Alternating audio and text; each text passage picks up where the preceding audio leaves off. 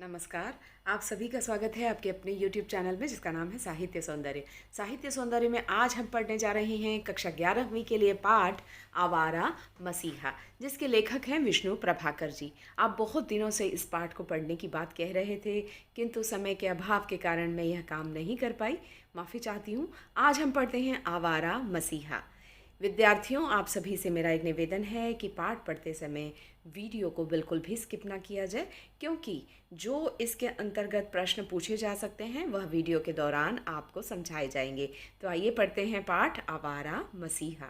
जीवनी अर्थात किसी के जीवन के विशेषताओं को, विशेष पहलुओं को लेकर, उसके जीवन के प्रसंगों को जोड़कर जब उसके जीवन के बारे में लिखा जाता है उसे जीवनी कहते हैं। जबकि आत्मकथा हम अपने विषय में खुद लिखते हैं, या लेखक खुद के विषय में जब खुद लिखते हैं तो उसे आत्मकथा कहते हैं। आज हम पढ़ने जा रहे हैं आवारा मसीहा, जिसके लेखक हैं विष्णु प्रभाकर जी, और यह जीवनी है शरत चंद्र चट्टोपाध्याय की। शरत चंद्र चट्टोपाध्याय के नॉवल अर्थात उपन्यास पर लिखी गई एक फिल्म देवदास, जिसका गीत है डोला रे डोला, याद आ गई होगी शायद आपको। उसी लेखक के विषय में आज हम पढ़ने जा रहे हैं कि बचपन में वो किस प्रकार शरारतें किया करते थे, किस तरह के वे एक लेखन की ओर प्रभावित हुए और किस तरह एक जाने माने लेखक बने। उनका बचपन कैसे अभाव में बीता, फिर भी वे अपने आप को इतने प्रसिद्ध बना पाए, इतने जाने माने साहित्यकार बन पाए। तो आइए पढ़ते हैं आवारा मसीहा। आवारा मसीहा पाठ का सार कुछ इस प्रकार है। आवारा मसीहा विष्णु प्रभाकर द्वारा रचित महान कथाकार शरत चंद्र चट्टोपाध्याय की जीवनी है। इसके लिए विष्णु प्रभाकर जी को साहित्य अकादमी पुरस्कार से सम्मानित किया गया। यह पाठ आवारा मसीहा के प्रथम पर्व दिशाहारा का ही अंश है। एमसीक्यू में यह प्रश्न पूछा जा सकता है, तो आपको याद रखना है, यह जो जीवनी है उसके लिए साहित्य अकादमी पुरस्कार से सम्मानित किया गया है लेखक को, और शरत चंद्र चट्टोपाध्याय के जीवन पर यह आधारित है, जो कि दिशाहारा से लिया गया है। इसमें लेखक ने शरत चंद्र के बचपन से किशोरावस्था तक के जीवन के विविध पहलुओं को वर्णित किया है, जिसमें बचपन की शरारतों में भी शरत के एक अत्यंत संवेदनशील और गंभीर व्यक्तित्व के दर्शन होते हैं। उनके रचना संसार के समस्त पात्र वस्तुतः उनके वास्तविक जीवन के ही पात्र हैं। अर्थात उन्होंने जिन उपन्यासों में, कथाओं में जो जो चरित्र उकेरे हैं वो उनके जीवन से ही उठाए गए हैं। कहीं उनकी अपनी भाभी को उन्होंने नायक की भाभी बना दिया, कहीं पर अपने किसी जानकार स्त्री को उन्होंने अपने उपन्यास में चित्रित किया, तो कहीं पर अपने ही जो विशेषताएं हैं अपने जीवन की, उन्हीं को उन्होंने नायक में दिखाया है। तो इस तरह अपने आसपास के लोगों को अपने उपन्यास के नायक बनाकर उन्होंने उपन्यास लिखे हैं। शरत के पिता यायावार प्रवृत्ति अर्थात घुमक्कड़ प्रवृत्ति के थे। वे कभी भी एक जगह बंद कर नहीं रह सकते थे। उन्होंने कई नौकरियां की तथा छोड़ी। वह कहानी, नाटक, उपन्यास इत्यादि रचनाएं लिखना तो प्रारंभ करते थे, किंतु उनका शिल्पी मन किसी दास्ता को स्वीकार करने को तैयार नहीं होता था। दास्ता मतलब दास बन जाना, किसी के नौकर बन जाना, और ना ही टिककर वे किसी कहानी को ही पूरा कर पाते थे। लिखना तो बड़े उत्साह के साथ शुरू करते, लेकिन बीच में ही कहानी अधूरी छोड़ दिया करते थे। इसलिए वे किसी भी काम को पूरा नहीं कर पाते थे। बहुत ज़्यादा वे मूढ़ी स्वभाव के थे। मूढ़ अंग्रेजी में जैसे कहते हैं कि वे बहुत ज़्यादा मूढ़ी थे, इसलिए किसी काम को पूरी तरह नहीं कर पाते थे। इसलिए रचनाएं पूर्ण उनकी नहीं हो पाती थी। जब परिवार का भरण पोषण असंभव हो गया, अब ऐसा व्यक्ति जो रोज़ नौकरियां छोड़े और रोज़ नई नौकरी पकड़े, तो वह टिककर काम करने में उनका मन नहीं लगता था, तो वे अपने परिवार की आर्थिक जिम्मेदारियों को पूरा नहीं कर पाते थे। तो क्या हुआ कि मजबूरन शरद की माता को सपरिवार अपने परिवार सहित अपने पिता के घर भागलपुर में आना पड़ा। अब जब वे भागलपुर में आ गए तो भागलपुर में शरद को विद्यालय में दाखिला मिला। अब विद्यालय में उन्हें क्या पढ़ना पड़ा? सीता वनवास, चारुपाठ, सद्भाव, सद्गुरु तथा प्रकांड व्याकरण इत्यादि पढ़ाया जाता था, जो भारी भरकम साहित्य था। प्रतिदिन पंडित जी के सामने परीक्षा देनी पड़ती थी, रोज़ रट के आने पड़ते थे श्लोक। लेकिन जब वे श्लोक रटने में नाकाम होते थे, विफल होते थे, तो उन्हें दंड भोगना पड़ता था। चाबुक से उनकी पिटाई होती थी, छड़ियों से उनकी पिटाई होती थी। तब शरद को लगता था कि साहित्य का उद्देश्य किसी मनुष्य को दुख पहुंचाने के अतिरिक्त और कुछ भी नहीं है। यहाँ पर प्रश्न बनता है कि साहित्य का उद्देश्य मनुष्य को दुख पहुंचाना है, ऐसा शरद को क्यों लगता था? क्योंकि शरद को भागलपुर के विद्यालय में सीता वनवास, चारुपाठ, सद्भाव, सद्गुरु, प्रकांड, व्याकरण इत्यादि रट कर जाना पड़ता था। किंतु जब वे रट कर नहीं जा पाते थे तो उनकी पिटाई छड़ियों से होती थी, अन्य विद्यार्थियों की ही तरह। तब उन्हें लगता था कि ये साहित्य जो है बिल्कुल बेकार है और जिसकी वजह से मुझे रोज़ मार खानी पड़ती थी। लेकिन देखिए, जिस साहित्य से उनका प्रथम परिचय आंसुओं के साथ हुआ, जीवन में उसी साहित्य के वे विख्यात लेखक बने, एक दिन साहित्यकार बने। ये बड़ी हैरानी की बात है। नाना के घर शरद को कठोर अनुशासन और नियमों में रहना पड़ता था। घर में बाल सुलभ शरारतें भी कठोर दंड पाने के कारण बन जाती थी। फेल होने पर पीठ पर चाबुक पड़ते थे या अस्तबल में घोड़ों के साथ बंद कर दिया जाता था। नाना के विचार थे कि बच्चों को केवल पढ़ने का अधिकार है, प्यार और आदर बच्चों को बिल्कुल नहीं दिया जाना चाहिए। ऐसा उनके नाना का मानना था, जिससे विद्यार्थियों का, बच्चों का जीवन नष्ट हो जाता है। वहाँ सृजनात्मकता के कार्य भी लुक छिप कर उन्हें करने पड़ते थे। तो यहाँ पर आपको प्रश्न पूछा जा सकता है कि नाना के घर कौन कौन से कार्य करने निषिद्ध थे, अर्थात मना थे, और किन कार्यों को लुक छिप कर हमारे शरद किया करते थे। तो वे काम थे पशु पालना, तितली पकड़ना, उपवन लगाना, मछलियाँ पकड़ना और बागों से फल फूल चुरा लेना, नाव में नदी से सैर करना। ये सब उनके घर में वर्जित था, मना था। लेकिन हमारे शरद कहाँ मानने वाले थे? वे चोरी छिपे इन सब कामों को किया करते थे और सारा दिन जीते हुए कंचे, गीटियाँ, चुराए हुए समस्त फल, सबको वे क्या करते थे? गरीब बच्चों में बांट देते थे। यही कारण था कि उन्हें आवारा मसीहा कहा गया। आवारा वाली हरकतें उनकी कौन सी हुई कि कंचे गीटियाँ खेलना और फल फूल चुराना, ये आवाराओं वाली हरकतें हुई। मसीहा क्यों हो गए? क्योंकि अपने से गरीब छोटे बच्चों को वे सारी चीज़ें शाम को बांट देते थे, इसलिए यहाँ कहा गया है उन्हें आवारा मसीहा। इस पर प्रश्न आता है कि शरद को आवारा मसीहा क्यों कहा गया, या फिर शरद आवारा मसीहा पाठ में किसे कहा गया है और क्यों? तो आपको इन बातों का ध्यान रखना है। आगे बढ़ते हैं। लेखक कहते हैं शरद को शरारती ज़रूर कहा जा सकता है, किंतु बदमाश कदापि नहीं कहा जा सकता। तो अब शरारती और बदमाश होने में क्या फ़र्क है, देखते हैं। तो शरारती और बदमाश, शरारती कौन होते हैं? जो शरारत करते हैं। लेकिन बदमाश कौन होते हैं? जिनकी गलत हरकतों की वजह से किसी को चोट या नुकसान पहुंचता है, उन्हें बदमाश कहते हैं। तो शरद हमारे बदमाश नहीं थे, शरारती ज़रूर थे। अब लेखक यहाँ पर उनके पिता के विषय में बता रहे हैं कि शरद और उनके पिता मोतीलाल दोनों के स्वभाव में काफ़ी समानताएं थी। दोनों साहित्य प्रेमी थे, सौंदर्य बोध उनमें था, प्रकृति प्रेमी थे, संवेदनशील थे दोनों ही पिता और पुत्र, तथा कल्पनाशील और यायावार प्रवृत्ति के, घुमक्कड़ प्रवृत्ति के थे दोनों, पिता भी और पुत्र भी। तो इस पर भी प्रश्न बनता है, शरद और उनके पिता में कौन कौन सी समानताएं थी? तो वे दोनों ही साहित्य प्रेमी थे, दोनों में सौंदर्य बोध था, दोनों प्रकृति प्रेमी और संवेदनशील थे, और दोनों ही की प्रवृत्ति घुमक्कड़ प्रवृत्ति के थे। दोनों घूमना फिरना उन्हें पसंद था। और इस तरह शरद कभी कभी कुछ बिना किसी को कुछ बताए सारा दिन के लिए गायब हो जाता था। पूछने पर वह बताता था कि तपोवन में गया है। अब यह तपोवन क्या है? तो तपोवन लताओं से घिरा हुआ गंगा नदी के तट पर एक सुनसान स्थान था, जहाँ पर उसने गड्ढा बनाकर पानी में कुछ मछलियाँ, इस तरह से मिट्टी में गड्ढा खोद दिया और पानी में कुछ मछलियाँ तैरा दी।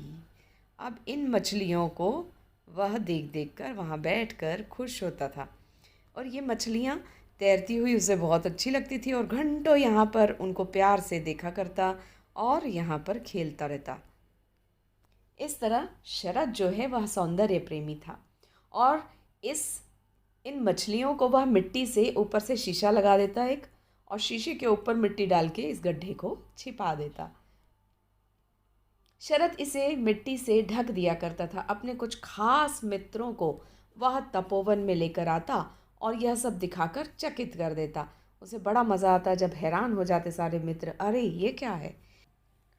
यहाँ पर शरद की संवेदनशील प्रवृत्ति का जिक्र करते हुए एक घटना को लेखक ने दिखाया है, और वह घटना है कि अघोरनाथ शरद के नाना, उनके साथ वह गंगा घाट पर चल रहा था एक बार।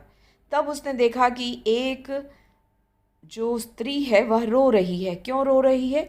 क्योंकि उसके अंधे पति की मृत्यु हो गई है, और वो गरीब स्त्री है जो कि अंधे पति के सारे काम करके फिर काम पर खुद जाती, खुद कमा के लाती, रोटी बनाती, उसे भी खिलाती, पति के सारे काम भी करती, और फिर भी ऐसे एक तरह से वह पति उस पर बोझ था, किंतु फिर भी उसकी मृत्यु पर वह रो रही थी। तो उसके रोने की आवाज़ को सुनकर शरद ने कहा कि दुखी लोग अमीर आदमियों की तरह दिखावे के लिए ज़ोर ज़ोर से नहीं रोते, उनका स्वर तो प्राणों तक को भेद जाता है। तो उस स्त्री, गरीब स्त्री के जो रोने का करुण स्वर था, उससे उसने पहचान लिया कि उसे सचमुच दुख हो रहा है, यह सचमुच का रोना है अपने पति की मृत्यु पर। छोटे से बालक के मुख से रुदन की अति सूक्ष्म व्याख्या सुनकर अघोरनाथ के एक मित्र ने भविष्यवाणी की कि यह बालक जो अभी से रुदन के विभिन्न रूपों को पहचानता है, निश्चित ही वह भविष्य में अपना नाम ऊंचा करेगा। अर्थात उसके उस स्त्री के रोने के अंदाज से उसने पहचान लिया कि वह सच में रो रही है। उसके अंधे पति के मरने का उसे बहुत दुख है। तो एक छोटे से बच्चे के मुख से यह वाली बात सुनकर अघोरनाथ के मित्र ने कहा कि यह साधारण बच्चा नहीं है, इसे बहुत बातें गहराई से समझती है, तो निश्चित ही अपना नाम ऊंचा करेगा। और ऐसा ही हुआ। अघोरनाथ के मित्र की भविष्यवाणी सच साबित हुई। शरद के स्कूल में एक छोटा सा पुस्तकालय था। शरद ने पुस्तकालय का सारा साहित्य पढ़ डाला था। साहित्य पढ़ना, पुस्तकें पढ़ना शरद को बहुत अच्छा लगता था। शरद पढ़ाई में जितना अच्छा था, शरारतों में भी सबसे आगे था। तो जो बच्चे पढ़ाई में अच्छे होते हैं, कई बार शरारती भी होते हैं। विद्यालय में जब अध्यापक पान खाने बाहर जाते, तो बच्चों के साथ मिलकर शरद विद्यालय की घड़ी को 15 मिनट आगे कर देता था। यहाँ पर प्रश्न बन सकता है कि शरद ने अंधे पति की मृत्यु पर रोती हुई स्त्री को देखकर क्या कहा। दूसरा प्रश्न बन सकता है कि शरद को किन शरारतों में मज़ा आता था, या शरद की दिल को गुदगुदाने वाली या रोचक प्रसंगों वाली शरारतों को लिखिए। तो उसमें आप ये लिख सकते हैं कि शरद कक्षा में अक्सर जब पान खाने अध्यापक जाते तो 15 मिनट के लिए घड़ी को आगे कर देता था। तो ये उस ज़माने की बात है जब ये सब संभव होता था। आजकल ऐसा कुछ नहीं हो सकता। कई दिनों तक जब उसकी चोरी नहीं पकड़ी गई, तो करते करते एक बार विद्यालय की घड़ी 1 घंटा आगे कर दी गई। अभिभावकों की शिकायत पर मास्टर जी ने सोचा कि आज समय से पहले अचानक आकर देखा जाए कि ये शरारत किसकी है। पंडित जी जब अचानक विद्यालय पहुंचे तो बच्चे रंगे हाथों पकड़े गए। शरद ऐसे सहज होकर बैठ गया मानो वह पढ़ाई कर रहा हो और उसने कुछ किया ही ना हो। तो शरद इतना चालाक था कि सबसे पहले कूद कर अपनी सीट पर आ गया और बैठकर सवाल करने लगा गणित के, मैथ्स के, और कहने लगा कि पंडित जी मैं तो सवाल कर रहा था। शरद को व्यक्तियों के मन के भाव को जानने में महारत हासिल थी। वह नाना के घर में उसकी प्रतिभा को कोई पहचानने वाला न था। शरद छोटे नाना की पत्नी कुसुम कुमारी को अपना गुरु मानते थे। नाना के परिवार की आर्थिक हालत कुछ खराब होने पर शरद के परिवार को देवानंदपुर लौट कर आना पड़ा। मित्र की बहन धीरू कालांतर में देवदास की पारो, श्रीकांत की राजलक्ष्मी, बड़ी दीदी की माधवी के रूप में उभर कर आई। अब एक धीरू जो है उन्हें पसंद आती थी लड़की, जिसके साथ बचपन में नटखट शरारतें होती थी शरद की, और धीरू ही उनके देवदास उपन्यास की पारो बनी। धीरू के कैरेक्टर में जो भी विशेषताएं थी, इसके चरित्र में जो विशेषताएं थी, वो सारी पारो के चरित्र में आपको देखने को मिल जाएगी। राजलक्ष्मी में देखने को मिलेगी, श्रीकांत नामक उनके उपन्यास के।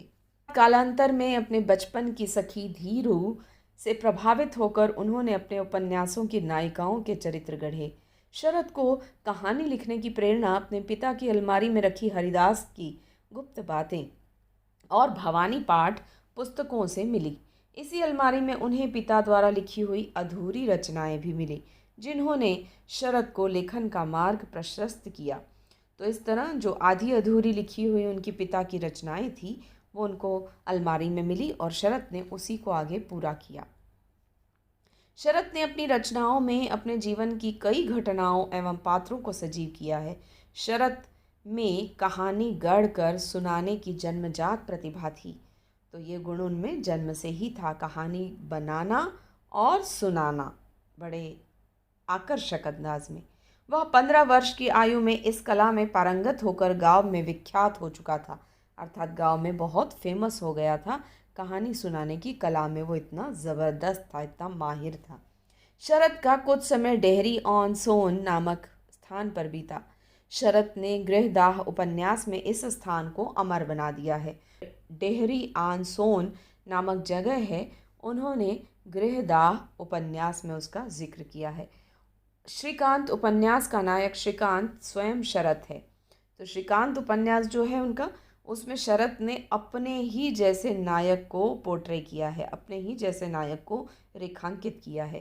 काशी कहानी का नायक गुरु का पुत्र था, शरद का जो कि घनिष्ठ मित्र भी था। अब काशी कहानी जो है उनकी, उसका नायक, उसका हीरो उनके गुरु के बेटे की तरह है। जो गुरु का बेटा उन्होंने अपने जीवन में, जिसके साथ जो उनके मित्र की तरह था, उनका मित्र था शरद का, उसी को उन्होंने अपनी कहानी में चित्रांकित किया है। एक लंबी यात्रा के दौरान परिचय में आई विधवा स्त्री को लेखक ने चरित्रहीन उपन्यास में जीवंत कर दिया है। तो एक विधवा स्त्री जो कि बड़ी उम्र में आकर एक बार गर्भवती हो जाती है और गांव वाले उसका तिरस्कार कर देते हैं, उसे गांव से बहिष्कृत कर देते हैं, बायकॉट कर देते हैं। तो जब वह बीमार पड़ती है विधवा स्त्री, तो उसे सहारा देते हैं शरदचंद्र, और शरद जाके उसकी सेवा करते हैं। तो इस तरह अपने उपन्यास चरित्रहीन में उन्होंने उसी स्त्री को अपनी नायिका बना दिया है, अपने उपन्यास की हीरोइन बना दिया है। विलासी कहानी के सभी पात्र कहीं न कहीं लेखक से जुड़े हुए हैं। शुभदा में हारून बाबू के रूप में अपने पिता मोतीलाल की छवि को उन्होंने उकेरा है अर्थात उस चरित्र को उन्होंने पोर्ट्रे किया है, उसे दिखाया है। श्रीकांत और विलासी रचनाओं में सांपों को वश में करने की घटना शरद का अपना अनुभव है। तो सांपों को मंत्र उच्चार द्वारा अपने वश में करना, जड़ी बूटी सूंघा कर अपने वश में करना, ये सब खेल खुद शरद ने बचपन में खेले हैं, जो उन्होंने अपने उपन्यास श्रीकांत में बचपन के खेल में ये सब उन्होंने बातें लिखी हैं। तपोवन की घटना ने शरद को सौंदर्य का उपासक बना दिया, अर्थात वहाँ बैठकर वे सौंदर्य की उपासना करते। उनके मन में कई सारी कहानियाँ वहाँ बैठकर उन्होंने गूंथी, उन्होंने उसे लिपिबद्ध किया। तो इस तरह एकांत में बैठकर उन्होंने बहुत रचनात्मक कार्य किए। देवानंद गांव का ऋण वे कभी चुका नहीं सकते, उसके ऋण से वे कभी मुक्त नहीं हो सकते, क्योंकि देवानंद गांव में उन्होंने बहुत सारी शरारतें की, बहुत कुछ उसमें से सीखा। इसलिए शरारतें हमेशा करते रहिए, अच्छे काम भी करते रहिए, लेकिन आपकी शरारतें किसी को चोट पहुंचाने वाली हरगिज़ ना हो, इस बात का भी ध्यान रखिए। तो पाठ में आए प्रश्न हमने बीच बीच में से पढ़ लिए। यही प्रश्न परीक्षाओं में पूछे जाते हैं। तो उम्मीद करती हूँ पाठ आपको समझ में आ गया होगा। इसमें जिक्र किया गया है जो कि परीक्षा में प्रश्न पूछे जाते हैं। अगले वीडियो में फिर मिलते हैं, तब तक के लिए गुड बाय, नमस्कार।